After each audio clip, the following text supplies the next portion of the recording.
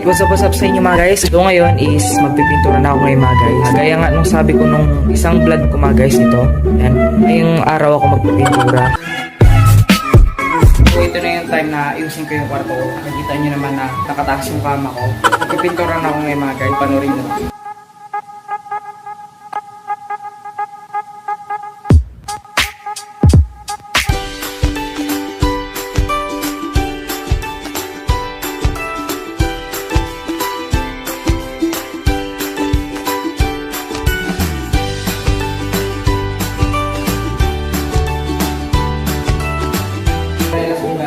Pipintura ko na tapos na lahat. Hindi namang maraming pintura. Kapatong-patong sila para mas maging puti lalo. Pero ito na lang kung gagawin.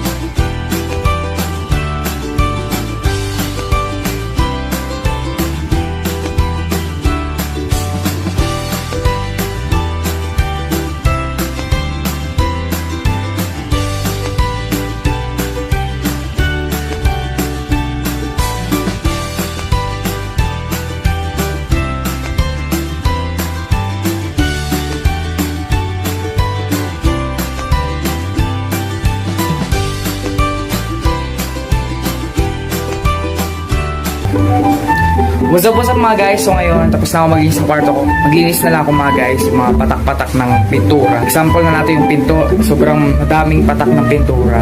Tapos sinisan ko na rin yung electric fan ko dahil sobrang marami din mga patak yun mga guys. Kinakalaw na rin kasi yung electric fan ko siyang i-repaint o pinturahan ng itim ulit para makita ulit siya. Tara, linisan natin yung electric fan ko mga guys para matapos na natin itong vlog na ito mga guys. Ipapakita ko sa inyo yung itsura ng pintuan ko ngayon mga guys. Kasi ganyan siya karumi mga guys. Hindi lang masyadong halatain mga guys. Ito naman yung likod niya mga guys. Yan.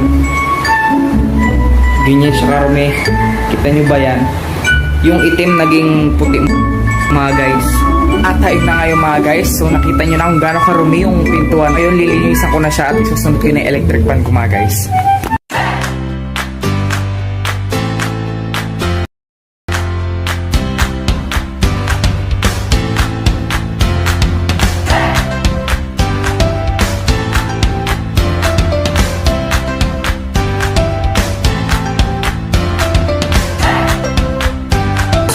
linisan.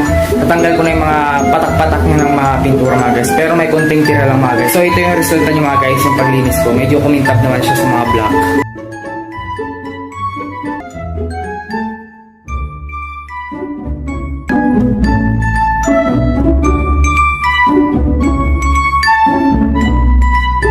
O di ba mga guys, medyo kumintad naman siya. Ang next naman natin ngayon is yung electric fan. So linisan ko rin mga guys. Tara!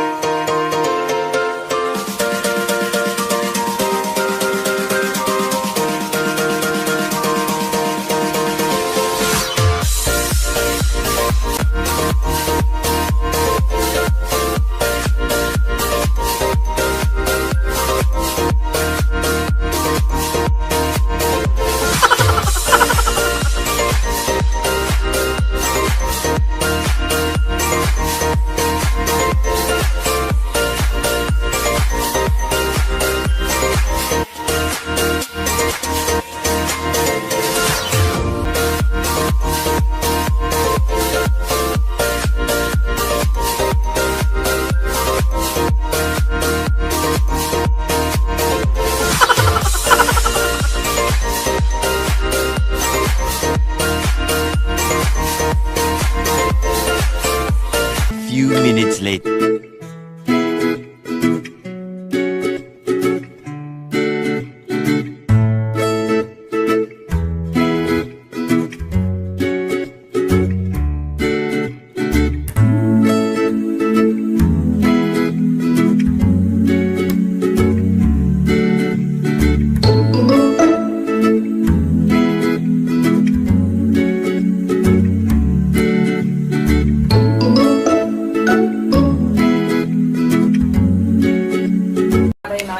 Natuloy na yung pintura mga guys.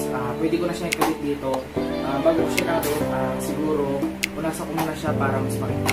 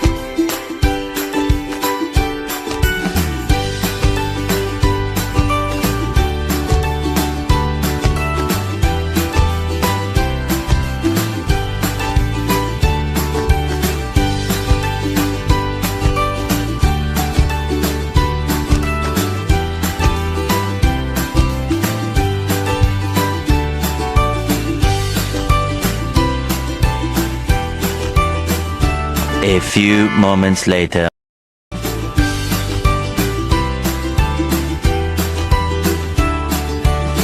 At yun na kayo mga guys, dumating na yung order namin mga guys, yung mga gamit ko dito. Ipapakita ko sa inyo mga guys.